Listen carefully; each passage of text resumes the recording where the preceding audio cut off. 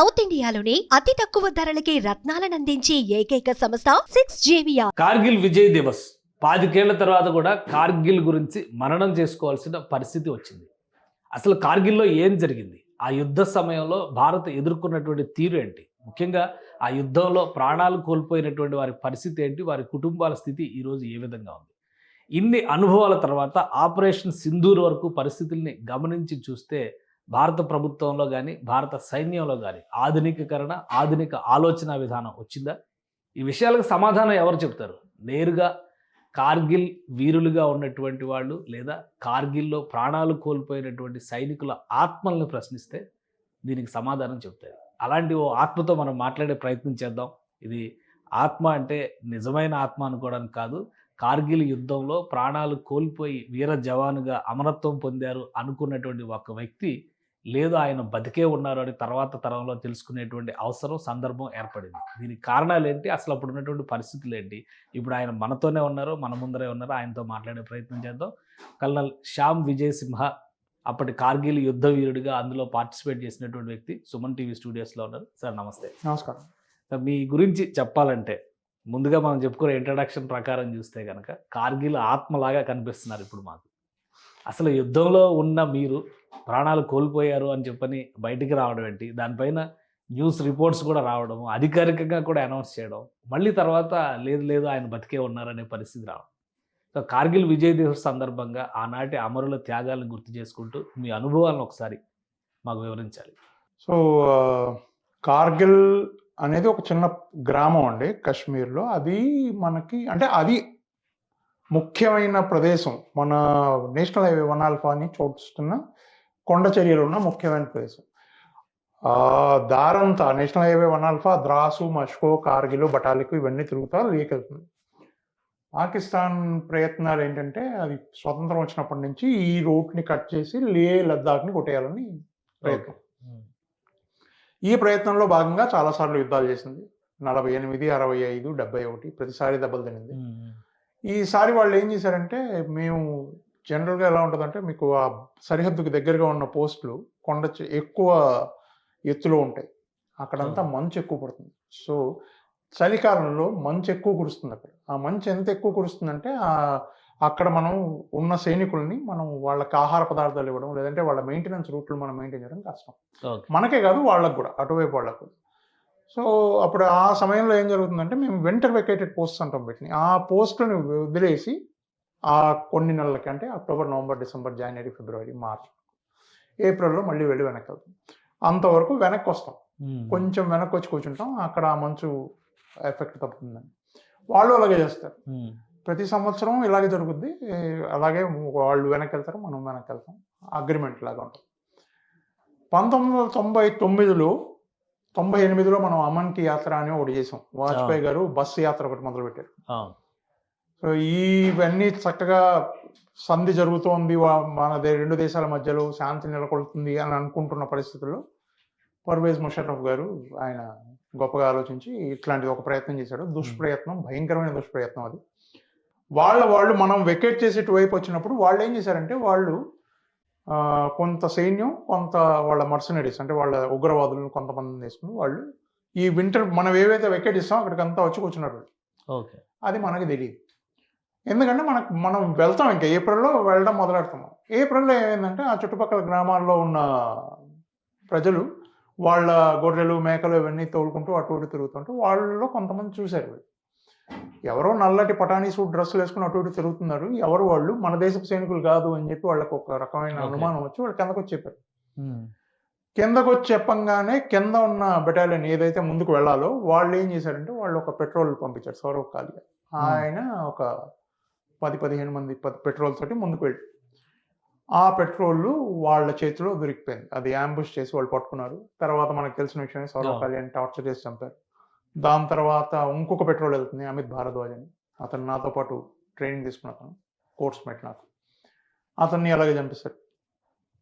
ఇవన్నీ జరుగుతున్న క్రమంలో తెలుసుకున్నది ఏంటంటే, ఇక్కడ ఈ మష్కో వ్యాలీ నుంచి తుర్తుక్ వరకు ఆ మొత్తం కొండ చర్యలన్నింటినీ, ఏవైతే ముఖ్యమైన ప్రదేశాలు వాటన్నిటిని పాకిస్తాన్ వాళ్ళ సైన్యంతో వచ్చి కూర్చుంది. అక్కడ వాళ్ళు ఆక్యుపై చేశారు. మెల్లిగా దాన్ని ఇంకొంచెం స్టెబిలైజ్ చేసి ఈ రూట్ని మొత్తంగా కట్ చేయాలని వాళ్ళ ఉద్దేశం అని అర్థమైంది. ఓకే. దాని తర్వాత మొదలైందే ఈ కార్గిల్ సో మీరు ఆపరేషన్. ఎక్కడ ఉన్నారు ఆ సందర్భంలో? మేము ఆ సమయంలో సియాచిన్ గ్లేషియర్లో ఉన్నాం. మా బెటాలియన్ సియాచిన్ గ్లేషియర్లో ఉన్నాం. ఇప్పుడు ఏమవుతుందంటే అండి, ఈ ఎత్తుల మీద కొట్లాడాలంటే మీరు మామూలుగా కింద కూర్చున్న వాళ్ళు వెళ్ళి కొట్లాడడం కుదరదు. దానికి అక్లిమటైజేషన్ కావాలి. మీ ఊపిరితిత్తులు పనిచేయవు అక్కడ. ఓకే. మీకు విపరీతంగా గాలి తక్కువగా ఉంటుంది, ఆక్సిజన్ తక్కువగా ఉంటుంది, మీరు పీల్చుకోలేరు, ఊపి కొట్లాడడం చాలా కష్టం. నడవడమే కష్టం, మీరు మీ ఆయుధాలు తీసుకుని ముందు దాకా వెళ్ళి కొట్లాడడం ఇవన్నీ చాలా కష్టమైన విషయం. ఆ సమయంలో అందుకని ఏం చేస్తారంటే, మనం అక్లిమటైజేషన్ పీరియడ్ అని ఉంటుంది. అంటే మీ ఊపిరితిత్తులు ఆ వాతావరణానికి సరిగ్గా అనుకూలంగా పనిచేసేందుకు మీరు కొంచెం సమయం ఇస్తారు వాటికి. ఓకే. 6 రోజులు, 10 రోజులు, 15 రోజులు అట్లా ఒక్కొక్క ఎత్తులో ఉంటారు. అలా ఎత్తుల్లో ఉన్న వాళ్ళు అక్కడ కొట్లాడడానికి క్షమత ఉంటుంది వాళ్ళల్లో. అంటే వాళ్ళల్లో వాళ్ళ ఊపిరి తీసుకోవడానికి ప్రాబ్లం ఉండదు, అట్లాంటివన్నీ ఉన్నాయి. అలాగా ఆ క్రమంలో అంటే అప్పుడు అంత త్వరితగతిన వాళ్ళని డిప్లాయ్ చేయడానికి ఉన్న సైనికుల్లో ఉన్న వాళ్ళలో మేము ఒకళ్ళం. ఓకే. ఎందుకంటే మేము అప్పటికే సియాచిన్ గ్లేషియర్ పైన ఉన్నాం. సియాచిన్ గ్లేషియర్ ప్రపంచంలోకే ఎత్తైన రణభూమి అది. సో మేము అక్కడ ఆల్రెడీ డిప్లాయిడ్ ఉన్నాం కాబట్టి మమ్మల్ని అక్కడి నుంచి తీసి సగం సగం బెటాలియన్ గా తీసి మమ్మల్ని ఇక్కడ ఇండక్ట్ చేశారు. అలా మేము అంటే ఫస్ట్ ఫేజ్ యుద్ధానికి వెళ్ళిన టీంలో మీరు ఉన్నారు. మేము డిప్లాయ్ అయింది ఏప్రిల్ స్టార్టింగ్లోనే మేము డిప్లాయ్ అయిపోయాం. ఏప్రిల్ 26 నుంచి నిజంగా అంటే గట్టిగా యుద్ధం జరగడం మొదలెట్టింది. ఆ జరుగుతున్న క్రమంలో ఏంటంటే మాకు తెలిసింది ఏంటంటే ఒక్క చోటే కాదు, నేను ఏదైతే చెప్పానో మీకు మాస్కో నుంచి ద్రాస్ క్రాస్ అయ్యి బెటాలికు తుర్తుకు అన్ని చోట్ల కొంచెం కొంచెంగా వీళ్ళు నిలబెట్టుకున్నారు. వాళ్ళ పోస్టులు ఆక్రమించుకుని కూర్చున్నారు. ఇప్పుడు ఎంతమంది ఉన్నారు పైన అనేది మనకు తెలియదు. ఎలా వెళ్తే వాళ్ళు ఎక్కడ తగులుతారో మనకు తెలియదు. కానీ వాళ్ళని తరిమేయాలి, బయటికి తీసేయాలి. అప్పట్లో ఉన్న ప్రభుత్వం కూడా మనకి ఏదో చెప్పింది, మనం 48 గంటల్లో తరిమేస్తాం, మా సైన్యం క్షమత ఉన్నది, అది ఇది. కాబట్టి ఒత్తిడి మా భారతదేశం అంటే భారత సైన్యం మీద ఎక్కువ ఉన్నది. కానీ అంటే అది మాట్లాడదాం. మీకు సంబంధించి మీరు అసలు చనిపోయారు యుద్ధంలో అని అఫీషియల్ ఇన్ఫర్మేషన్ రావడం, అఫీషియల్ కన్ఫర్మేషన్ రావడం ఏంటి అసలు? అది ఎలా జరిగిందంటే అండి, అది ఈ క్రమంలో చాలా బెటాలియన్స్ ఇండక్ట్ అయ్యాయి, కొట్టుకుంటున్నారు. అది యుద్ధం జరుగుతుంది, చాలా మంది చనిపోతున్నారు, మనకందరికీ తెలిసిన విషయమే. చాలా మంది ఆఫీసర్లు, యంగ్ ఆఫీసర్లను మనం పోగొట్టుకున్నాం. సో ఆ క్రమంలో ఏమైందంటే, యుద్ధం జరుగుతున్న సమయంలో మా బెటాలియన్ కూడా ముందుకెళ్ళింది. అందులో హనీఫుద్దీన్ చనిపోయాడు. నాకు దెబ్బలు తగిలి, నాకు కొంచెం గట్టిగా దెబ్బలు తగిలి మమ్మల్ని ఎవాక్యువేట్ చేశారు. నేను హుండర్ వచ్చాను. మీకు బుల్లెట్లు దిగినాయి కడుపులో స్ప్లింటర్స్, వెనకాల బుల్లెట్లు తగిలి. దాని తర్వాత మేము వచ్చి ఆపరేషన్ అది అయింది, చండీగఢ్ తీసుకొచ్చారు. కానీ మా ఇంట్లో అక్కడ జరుగుతున్న క్రమంలో మా ఇంట్లో ఎవరికి ఏమీ తెలియదు. ఓకే. ఓకే. వీళ్ళకి నేను హుండర్లోకి వచ్చిన తర్వాత అక్కడ ఉన్న వాళ్ళు ఏం చేశారంటే, వాళ్ళు శాటిలైట్ ఫోన్స్ లాగా కనెక్ట్ చేసి, అప్పుడు ఇంత కమ్యూనికేషన్ శాటిలైట్ ఫోన్స్ అని, నాకు అక్కడ ఒక సిగ్నల్ ఆఫీసర్ నాకు బాగా కావాల్సిన అంటే బాగా క్లోజ్ ఫ్రెండ్ నాకు. ఆయన ఏం చేశాడు, నా సీనియర్ కానీ నాకు మంచి ఫ్రెండ్. ఆయన ఏం చేశాడంటే, నువ్వు మీ ఇంట్లో మాట్లాడు, ఎందుకంటే ఆయనకు తెలుసు నేను ఒక్కడనే కొడుకుని, నాన్న లేరు, అమ్మ ఒక్కతే ఉంది నాకు అని మాట్లాడమన్నా. నేను ఇంట్లో మాట్లాడి చెప్పాను అమ్మకి, దెబ్బలు తగిలేమా, బతికే ఉన్నాను, ఏం కాలేదు అని. అమ్మ సరే అనుకుంది. అమ్మ షాకు. తర్వాత వాళ్ళు ఇక్కడి నుంచి చండీగఢ్ వచ్చారు. నన్ను ఒక 4 రోజుల తర్వాత చండీగఢ్ తీసుకొచ్చారు అక్కడి నుంచి, హుండర్ నుంచి. అది కమాండ్ హాస్పిటల్ చండీగఢ్. ఈ జరుగుతున్న యుద్ధంలో ఎంతమందికి దెబ్బలు తగిలినా, ఎంతమంది చనిపోయినా అక్కడికి తీసుకొస్తున్నారు. నన్ను అక్కడికి తీసుకొచ్చారు. నేను అక్కడికి వచ్చిన తర్వాత అమ్మ, మావయ్య ఇద్దరు వచ్చారు అక్కడికి. వాళ్ళకి నేను ఉన్నానని తెలీదు, నాకు వాళ్ళు ఉన్నారని తెలీదు. వాళ్ళు ఒక 4 రోజులు అక్కడే ఉన్నారు. 4 రోజులు రోజు శవాలు వస్తున్నాయి పైనుంచి, చనిపోయిన వాళ్ళు వస్తున్నారు, దెబ్బలు తగిలిన వాళ్ళు వస్తున్నారు. వీళ్ళు పోయి వెతుక్కుంటారు, అక్కడ దొరకను నేను, ఉండిపోతారు. మాకేంటంటే పర్తాపూర్లో వాతావరణం సరిగ్గా లేకపోవడం మూలని విమానాలు వచ్చేవి కావు. 4 రోజుల తర్వాత విమానం వచ్చింది. 4వ రోజు నేను కిందకు వచ్చాను. అదే సమయంలో అమ్మ వాళ్ళు కలిశారు. అక్కడ ఆపరేషన్ అయింది. అక్కడ ఫస్ట్ ఆపరేషన్ హుండర్లో అయింది, రెండో ఆపరేషన్ చండీగఢ్లో అయింది. సరే, ఇంకా మీరు ఒక 10-15 రోజుల తర్వాత మీరు ఇంటికి వెళ్ళండి అని. మాకు ఇప్పటి వరకు ఏమీ తెలియదు. వార్తల్లో ఏమొచ్చింది, ఏం జరుగుతుంది, మాకేమీ తెలియదు. అసలు వీడు ఉంటాడా పోతాడా అనేది తెలియని పరిస్థితుల్లో మా వాళ్ళు కష్టపడుతున్నారు. అక్కడి నుంచి హైదరాబాద్ వచ్చాం. హైదరాబాద్ వచ్చిన తర్వాత సిక్ లీవ్ అని ఇస్తారు మాకు. హైదరాబాద్ వచ్చాం, మేము ఇంట్లో ఉన్నాం. హైదరాబాద్ మెడికల్ హాస్పిటల్లో నాకు నా ఫర్దర్ రెఫరల్స్, ట్రీట్మెంట్లు అవి ఎక్కడ దొరుకుతాయి. సో ఆ రోజు వెళ్ళి రెఫరల్ ఉండింది. నేను నడిచే పరిస్థితుల్లో లేను. సో వీల్ చైర్ స్ట్రెచర్ మీద తీసుకెళ్ళారు. రెఫరల్ అయిపోయింది. చూసాడు డాక్టరు. చూసి కొంచెం మళ్ళీ ఒకసారి ఓపెన్ చేసి మళ్ళీ మనం లోపల చూడాలమ్మా, ఇంకొన్ని తీసేయాలని చెప్పారు. సరే అనుకున్నాం. కిందకొచ్చాం. ఇంటికొచ్చిన తర్వాత నడవలేను కాబట్టి హాల్లోనే పడుకోబెట్టారు నన్ను. అక్కడే మంచం. నేను పడుకున్న ఒక 15 నిమిషాలకి ఇక్కడ ఉన్న సైనికాధికారులు కొంతమంది ఇంటికొచ్చారు. టాప్ పొజిషన్లో ఉన్నవాళ్ళు. వాళ్ళు చేతిలో పుష్పగుచ్చాలు అవి తీసుకుని వచ్చి మా అమ్మ తలుపు తెరవంగానే ఎదురుకుండా నిలబడున్నారు. సారీ అండి, మీ అబ్బాయి చనిపోయారని అది తెలిసి వచ్చాము. ఆర్మీ తరఫు నుంచి మీకు పుష్పగుచ్చాం. అమ్మ ఒక్కసారి దిగ్భ్రాంతి, ఏంటి వాడు పక్కన పడుకోరాడు, బతికేటాడు కదా, ఏమైంది? అప్పుడు ఆయన చెప్పింది అనమాట. ఆయన బ్రిగేడియర్ ర్యాంక్లో ఉన్నాడు. ఆయనకి చెప్పింది, చూడబ్బాయి, వీడు మా అబ్బాయి పడుకున్నాడు, మీకు ఏదో తప్పు ఇన్ఫర్మేషన్ వచ్చింది. ఆయన ఫుల్ షాక్, అదే నాకు ఇలా వచ్చిందని. అప్పటికీ కొన్ని ఉత్తరాలు హై హెడ్ క్వార్టర్స్ నుంచి రాశారు అమ్మకి, కండోలెన్సెస్. కొన్ని రోజులు అయింది, ఒక 2 days తర్వాత వచ్చాయి ఇంటికి. అప్పుడున్న సిస్టమ్ లేట్ కదా మనకి, మీకు ఉత్తరాలు రావాలి, అందులో అప్పుడు యుద్ధం జరుగుతోంది. సో వచ్చిన తర్వాత మాకు ఫుల్ షాక్, ఏంటబ్బా ఇలా అయింది.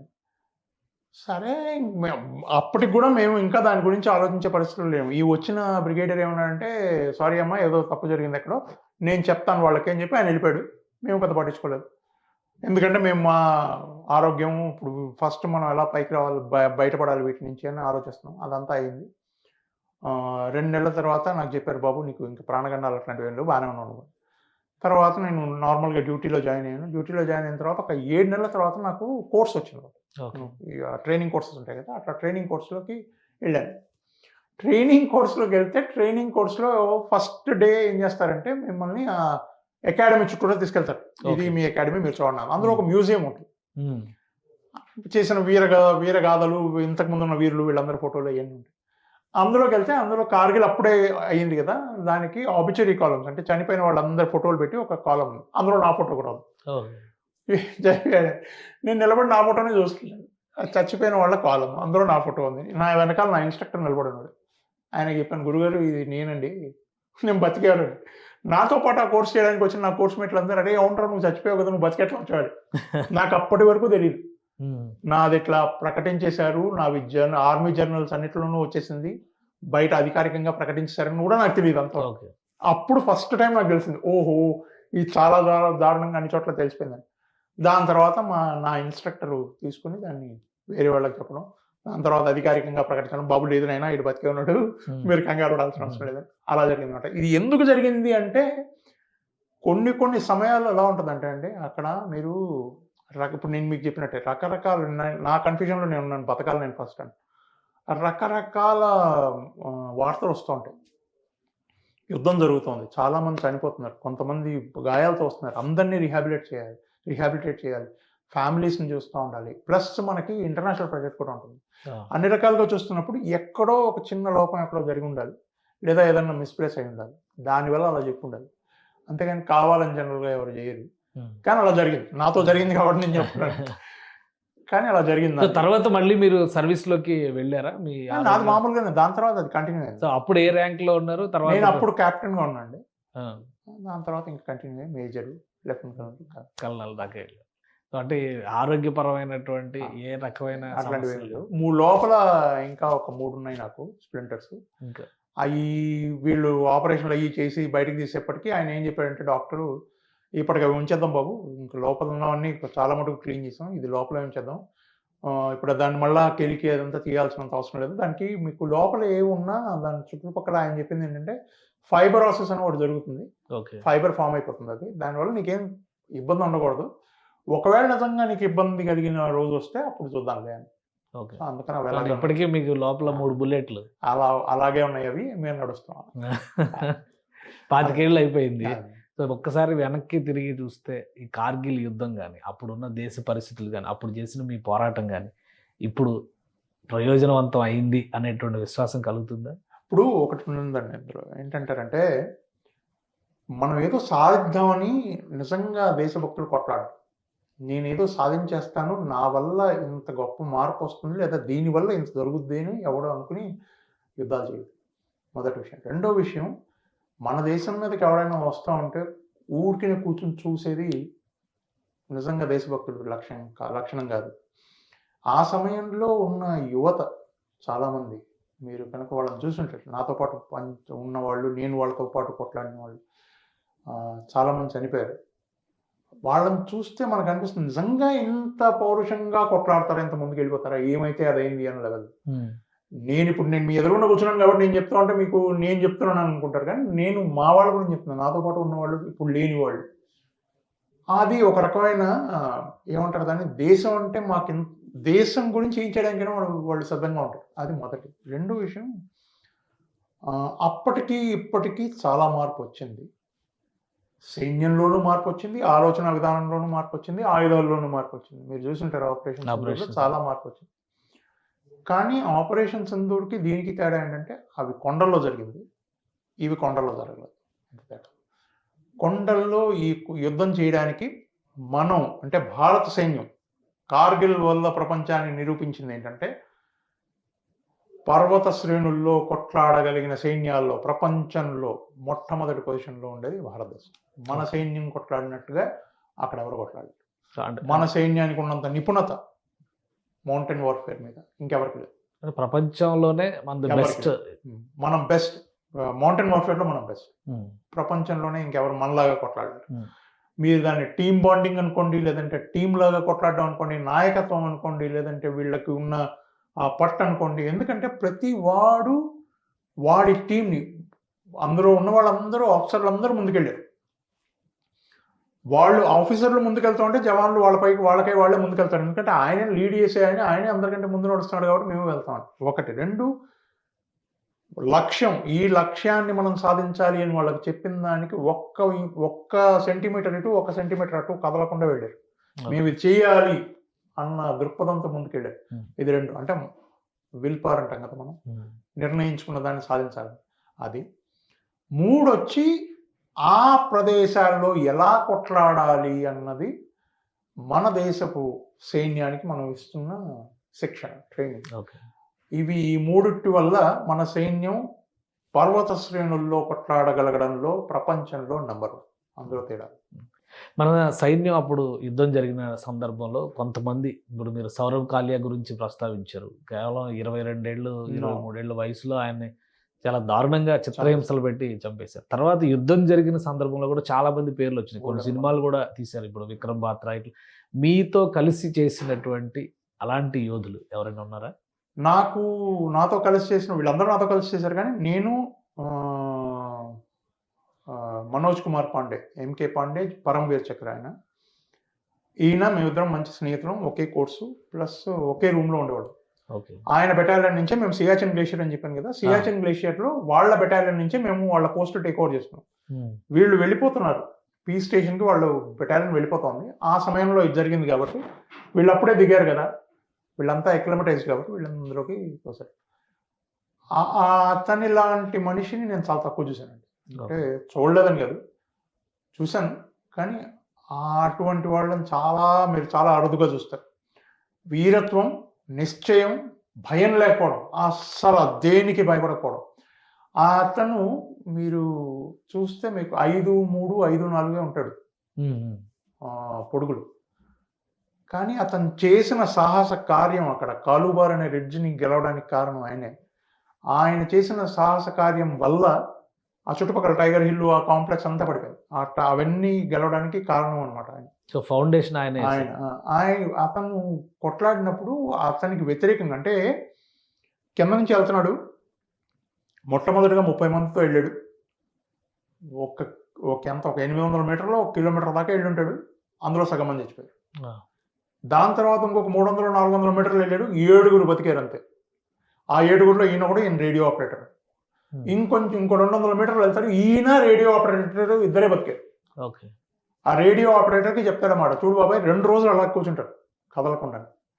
దాని తర్వాత రేడియో ఆపరేటర్కి చెప్తాడు, చూడన్నా నువ్వన్నా వెనక్కెళ్ళు, చెప్పు వాళ్ళకి మనకి రీఎన్ఫోర్స్మెంట్లు కావాలి, ఇప్పుడు మనం చేయగలిగింది ఏం లేదు, వాళ్ళ పైన ఎంతమంది ఉన్నాడు నాకు తెలియదు.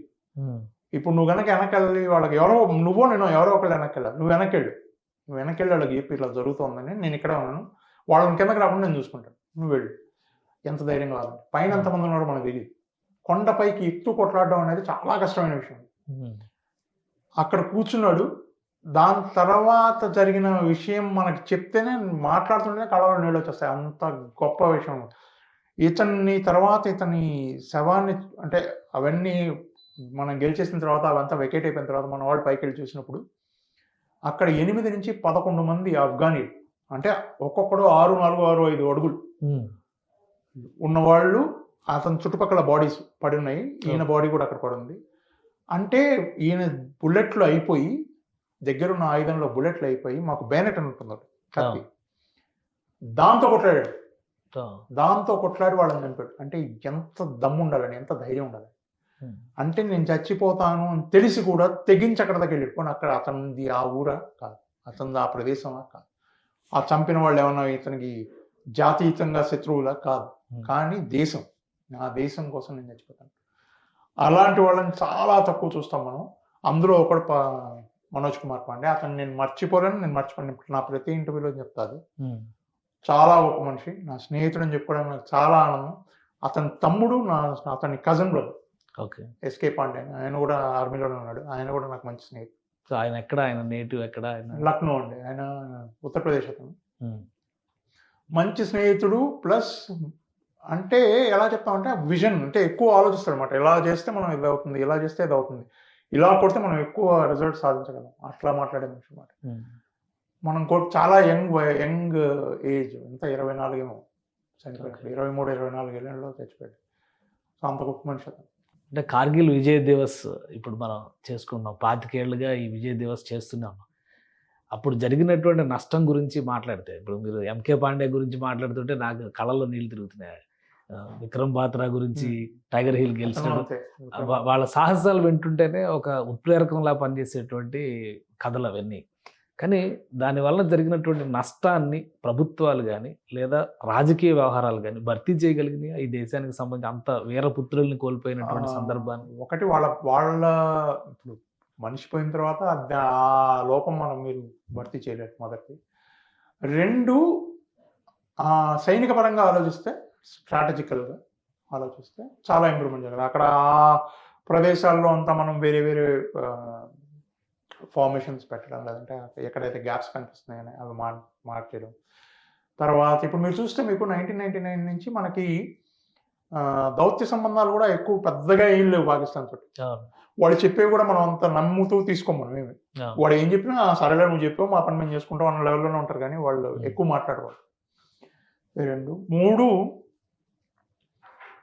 భర్తీ చేయడం ప్రభుత్వం లేదా వేరే వాళ్ళు అంటే ఒక్కొక్క రాష్ట్రం ఇప్పుడు నేషనల్ లెవెల్లో ఏం చేశారో తెలియదు నాకు, కానీ స్టేట్ లెవెల్లో స్టేట్ గవర్నమెంట్స్ సపరేట్గా ఏవో చేశారు. అంటే ప్రాణాలు కోల్పోయిన వాళ్ళకి వాళ్ళ కుటుంబీకులని కొంతమందికి ఉద్యోగాలు ఇవ్వడం, లేదంటే వాళ్ళ వెల్ఫేర్ ఏదో చూడడం, వాళ్ళకి డబ్బులు ఎక్కువ ఇవ్వడం, అలాగా ప్రతి చోట ఏదో ఒకటి కొద్దో గొప్ప చేశారు. కానీ నేను చూసిన వాళ్ళు అంటే ఇట్లాంటి వాళ్ళని వీళ్ళ వీరత్వానికి మనం వాల్యూ అట్లా ఉంది. అంటే మన దగ్గర ఉన్నాడు కదా పద్మపాణి ఆచార్య. ఆయన అంటే మీకు తెలుసు పైన కూడా ఉన్నాడు. 5 ఆఫీసర్లు ఒకే దారిలో వెళ్తే ఒకేసారి చనిపోయారంటే మాటలా, అంటే ఎంత ధైర్యం ఉండదు. వాడు పైన కూర్చోన్నాడు, వాడు కాలేస్తే నేను చచ్చిపోతాను నాకు తెలుసు, నేను వెనక్కి రాను నాకు తెలుసు. మేడం అంటే వాళ్ళ ఆవిడ ఆయనకి కూతురు పుట్టాలి ఆ సమయంలో, అది కూడా తెలుసు ఆయనకి. అయినా ఆయన దేశం, ఆయన బెటాలియన్, ఆ బెటాలియన్కి నా పేరు తెచ్చుకోవాలి, నా దేశానికి పేరు రావాలి అని చెప్పి ముందుకెళ్ళినాడు. అంటే మాటల అలాంటి మనం పూర్తి భర్తీ చేయడం కష్టం, కానీ ప్రభుత్వాలు నాకు తెలిసి వాళ్ళు ఎంత చేతనైతే అంత మనిషిని తేలేం కానీ ఎంత సాయం చేయగలిగితే అంత చేశారని అనుకుంటున్నాను. అంటే పద్మపాణి ఆచార్య గారి కుటుంబాన్ని కూడా ఈ మధ్య మళ్ళీ నిన్నగా మొన్న అనుకుంటూ వచ్చి సైన్యం తరపున ప్రభుత్వం తరపున వాళ్ళ కుటుంబాన్ని గ్రీట్ చేసి వెళ్ళారు. సో అలాంటి వాళ్ళని గుర్తుపెట్టుకుంటున్నాయి, మన పాలన వ్యవస్థలు గుర్తుపెట్టుకుంటున్నాయి అనేటువంటి విషయం కూడా ప్రజలకు చాలా మంది తెలియదు. ఇప్పుడు ఈ రోజు మీకు గవర్నర్ రాజ్భవన్లో సన్మానం జరిగింది కార్గిల్ విజయ్ దివస్ సందర్భంగా. సో ప్రభుత్వాలు తగిన గుర్తింపుని, తగిన గౌరవాన్ని ముఖ్యంగా ఆర్మీ కుటుంబాలకి ఇస్తున్నాయా? అలా చూస్తే మీరు ప్రతి ఉత్సవంలోనూ, ప్రతి ఫంక్షన్స్లోనూ, ప్రతి ఫెస్టివల్స్లోనూ యూనిట్లు పిలుస్తున్నాయి, ప్రభుత్వాలు పిలుస్తున్నాయి. ఈరోజు మీరు చెప్పినట్టు ఈరోజు కార్గిల్ విజయ్ దివస్కి ఆంధ్రప్రదేశ్లో ఉన్న తెలంగాణలో ఉన్న వాళ్ళందరినీ పిలిచారు. సో అలాగా ప్రభుత్వాలు చేస్తున్నాయి, ప్రభుత్వాలు పిలుస్తాయి, ప్రభుత్వాలు సన్మానాలు అవి చేస్తుంటే వాళ్ళకి చేయూతనిస్తూ ఉంటాయి. ప్లస్ మాకు సైన్యంలో సైనిక్ వెల్ఫేర్ బోర్డులు, జిల్లా సైనిక్ వెల్ఫేర్ బోర్డు అని ఉంటాయి, అవి వాళ్ళు చేస్తూ ఉంటారు. జిల్లా సైనిక్ వెల్ఫేర్ బోర్డులు వాళ్ళు ఇట్లాంటి ఈవెంట్స్ ఏమైనా ఆర్గనైజ్ చేస్తే వాళ్ళని పిలుస్తారు, వాళ్ళకి ఏమైనా సాయం కావాల్సి వచ్చినా నిలబడి చేస్తారు. ఇది కాకుండా అన్నిటికంటే ముఖ్యమైన పాత్ర పోషించేది యూనిట్స్. ఓకే. ఆ ఆఫీసరు లేదా ఆ జవాను ఏ యూనిట్ వాడు అవుతాడు, ఆ యూనిట్ వాళ్ళు, ఆ రెజిమెంట్ వాళ్ళు వాళ్ళ కోసం ఎప్పుడు వెనుదనగానే ఉంటారు. అది చాలా గొప్ప విషయం. అదంటే వాళ్ళు ఒక పరివారంలాగే ఉంటారు, వీళ్ళు ఉన్నంతకాలం వాళ్ళు ఉన్నంతకాలం. సో ఒక పరివారం లాగానే చూస్తారు, వాళ్ళు మా వాళ్ళే, నా ఫ్యామిలీ అని చూస్తారు అన్నమాట. కాబట్టి అలా చూస్తే బాగానే ఉంటుంది. అంటే మనిషి లేడు, మనిషి రాడు, అది మనం ఏం చేయలేం. అది కాకుండా నాకు తెలిసి మిగతావన్నీ చేస్తున్నారని అనుకుంటున్నాను. సో ఇప్పుడు ఈ 25 ఏళ్ల తర్వాత చూస్తే యుద్ధ తంత్రంలో అయినా మీరు కూడా నాకు కొన్ని మార్పులు వచ్చినాయి అని చెప్పని, కార్గిల్ వార్తో పోలి చూసినప్పుడు ఆపరేషన్ సింధూర్ వరకు మనం చూస్తే మన సైన్యానికి తగినంత భద్రత, భరోసా, ముఖ్యంగా ప్రాణ నష్టం విషయంలో మనం ముందడుగు వేసాము, ఒక అచీవ్మెంట్ సాధించగలిగామని అనుకోవచ్చా? ఎందుకంటే కార్గిల్ వార్లో చాలామంది, దాదాపు 3,000-4,000 మంది వీర జవాన్లు, అందరూ కూడా అధికారులు కూడా చాలామంది ప్రాణాలు కోల్పోయారు. ఇప్పుడు ఏంటంటే మీరు ఆ రణరంగాన్ని, భారతదేశ వైవిధ్యం ఏంటంటే మీకు భారతదేశంలో ఉన్న రణభూములు ఒకదాన్ని ఇంకోదాంతో పోల్చలేరు మీరు. ఓకే. నార్దర్న్ బోర్డర్స్లోకి వెళ్తే అన్ని కొండలు, సదర్న్ వెస్టర్న్ బోర్డర్స్లోకి వస్తే అంత మైదానాలు, ఈస్టర్న్ బోర్డర్స్లోకి వెళ్తే అంత బురద, కొంచెం చిన్న చిన్న కొండలు, తర్వాత వెదురు అడవులు. సో ఒక్కదాంతో ఇంకోదాన్ని మనం పోల్చలేం. ఇప్పుడు అలా చూస్తే సాంకేతిక పరంగా మనం చాలా అభివృద్ధి చెందాం.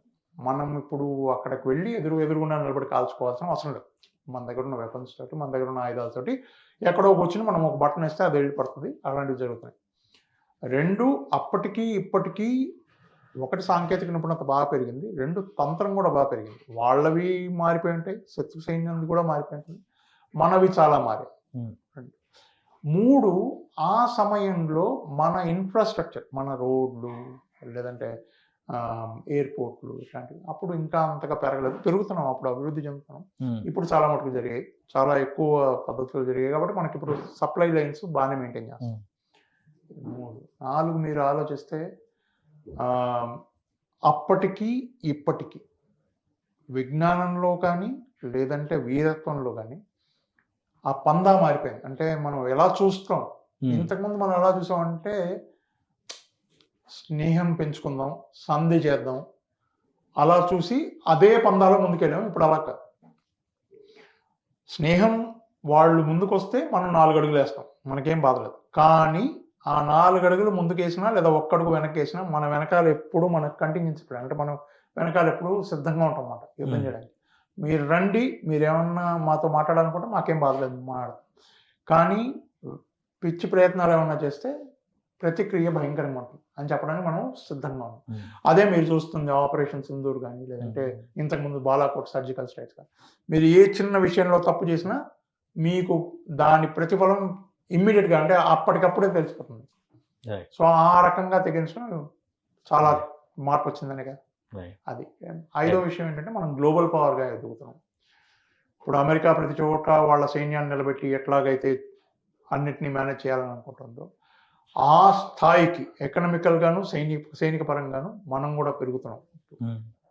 కార్గిల్ యుద్ధంలో మీ సన్నిహితుల్ని కోల్పోయిన సందర్భాలు కానీ, మీరు స్వయంగా గాయపడినటువంటి పరిస్థితులు, ఇవన్నీ చూసిన తర్వాత మళ్ళీ ఈ దేశానికి ఒక సైనికుడిగా వెళ్ళాలంటే మీరేం చెప్తారు? తప్పకుండా వెళ్ళాలి. భారతదేశానికి మనకున్న, ప్రపంచంలో మనకున్న కొద్ది దేశాలు, కొద్ది కూడా కాదు, 3-4 దేశాలు ఏమో లెక్కెట్టచ్చు, ఇంత గొప్ప చరిత్ర, ఇంత గొప్ప సంస్కృతి, ఇంత గొప్ప విలువలు ఉన్న దేశం చాలా తక్కువ ఉంటాయి.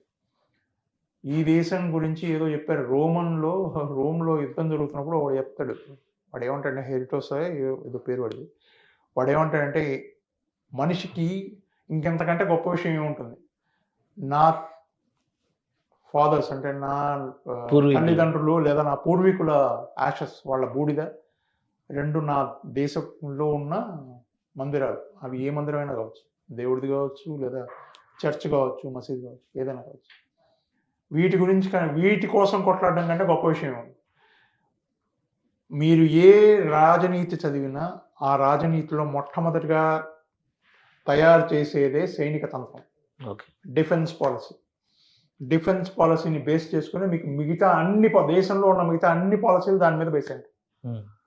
ఆ డిఫెన్స్ పాలసీయే అన్నిటికంటే ముఖ్యం. మీరు చరిత్ర నుంచి తీసుకున్నా ఇప్పటి వరకు ఎక్కడైనా యుద్ధం చేసి వాడు డబ్బులు సంపాదించాడు, యుద్ధం చేసే రాజ్యాలు సంపాదించాడు, యుద్ధం చేసే వాళ్ళు పైకి వచ్చారు. సో ఎక్కడ చూసినా సైన్యమే ముఖ్యం. అది ముఖ్యం కోసం అని కాదు, మీ దేశం కోసం ప్రాణం పెట్టడం లేదా మీ దేశం కోసం ముందడుగు వేయడంలో ఉన్నంత ఆనందం ఇంకో దాంట్లో లేదు. అందుకని నేను ఇప్పుడు కాదు, వచ్చే జన్మ ఉంటే దాంట్లో కూడా నేను సైన్యంలోనే ఉండాలనుకుంటాను. నాకు సైన్యం అంటే చాలా ఇష్టం. రైట్. యువతకి మీరు ఏం మెసేజ్ ఇస్తారు? యువత ఇప్పుడున్న జనరేషన్ చాలా మంది ఏంటంటే అసలు బాధ్యత లేని తరం తయారైంది అనేటువంటి అభిప్రాయం ఉంది. అది నిజమేనా? మీ అభిప్రాయం ఏంటి? ఇప్పుడు ప్రతి తరానికి ఒక ప్రత్యేకత ఏదో ఉంటుంది. ఇప్పటి తరంలో ఏంటంటే ఇప్పటి తరంలో ఈ ఏమంటారు జిలుగుల ప్రపంచం అంటారు సరే, మెరుస్తూ ఉంటుంది తలతల. ఆ రకమైన ప్రపంచం అంటే మీరు ఒక ల్యాప్టాప్ ఒక కంప్యూటర్ పట్టుకుని కూర్చుని దాంట్లో మీరు ప్రపంచాన్ని నడిపేయగలం అన్న దీని మీద నడుస్తూ ఉంటారు. అందుకని మీకు ఇప్పుడు చదువుకున్న విద్యా వ్యవస్థలోనూ ఎక్కడైనా సరే మీకు కంప్యూటర్ సైన్సెస్కే ఎక్కువ ప్రాధాన్యత. కాలు కదపకుండా డబ్బులు చేసుకోగలగడం చాలా సులువు అని నేర్పించిన విద్య కంప్యూటర్ సైన్సెస్. ఇప్పుడు ఉన్న ప్రపంచంలో డబ్బున్న వాడిదే రాజు, విలువలతో మాకు సంబంధం లేదు అని ఒక స్థాయిలో నమ్మకం కుదురుతున్న రోజులు. కానీ ఇప్పటికి కూడా లేదు, నా దేశం అంటే చాలా గొప్పది, నేను ఈ దేశం కోసం కొట్లాడాలి, ఈ దేశం కోసం ముందుకు రావాలి అనుకున్న యువత చాలామంది ఉన్నారు. కానీ నేను అంత మొత్తం యువతగా నేను చెప్పేది ఏంటంటే బాధ్యత. మన దేశం అనేది మన బాధ్యత, మన దేశాన్ని బాగుపరచుకోవడం మన బాధ్యత. మీరు నేను రకరకాల మతాలతో ఉండొచ్చు, అంటే మీరు మీ యొక్క మతం అంటే రిలీజన్ కాదండి, మతం అంటే మీ అభిప్రాయం. మీ అభిప్రాయం వేరే ఉండొచ్చు, నా అభిప్రాయం వేరే ఉండొచ్చు, మనం కూర్చుని ఎంతైనా వాదించుకోవచ్చు, లేదు ఇది కాదు అది కాదని. కానీ దేశం అని ఎప్పుడైతే వస్తుందో అందరూ కలిసి కట్టుకొని నిలబడాలి. ఈ దేశాన్ని బాగుపరచాలి, దేశాన్ని పటిష్టంగా చేసుకోవాలి. ఒక్కసారి మన ఈ దేశం పటిష్టంగా తయారైతే మన దేశం ఇంతకు మునుపు మనం చెప్పేవాళ్ళం బంగారు చిలక అని చెప్పేవాళ్ళు ఇంతకు ముందు భారతదేశం. ఆ రకంగా మనం తయారవచ్చు. ఆ రకంగా తయారైతే మీరు మీ పిల్లలు వచ్చే తరాలు అంటే సుభిక్షంగా బతకగలరు, హాయిగా బతకగలరు. దానికోసం మనం ముందడగలిగాలి. దానికోసం ముందడుగు వేయాలి అంటే మనం ఒక స్థాయిలో దేశభక్తిని పెంచుకోవాలి. ఆ దేశభక్తిని పెంపొందించుకోవడానికి ఉన్న ఒకే ఒక యంత్రాంగం భారతీయ సైన్యం. ఆ భారతీయ సైన్యం వాయుదళం లేదా నౌకాదళం ఏదైనా అనుకోండి, సైన్యం అంటే అది మొత్తం అంత సైన్యం.